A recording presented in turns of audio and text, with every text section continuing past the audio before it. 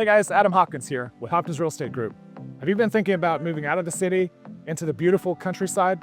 If so, I want you to check out Joel and Kristen's house. It's a beautiful 3-bedroom, 2-bath home with a full walkout basement, fenced-in yard, in an amazing neighborhood, and listed at a price that's so low you wouldn't even believe it. So come check it out.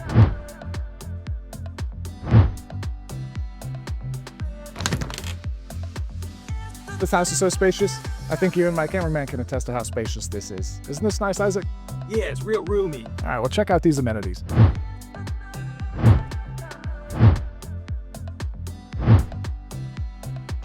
These giant glass double doors lead to an unfinished fenced backyard, plenty of room for an in-ground pool or horse stable. This is just one of the amazing homes we have available at Hopkins Real Estate Group. Check out our other great listings like Josh's house, Jason's house, and one of my other personal favorites, Mike and Heather's house. Get out of that sewage drain you call a city and into the country living that you've always dreamed of. Get out of the city and into beautiful country living.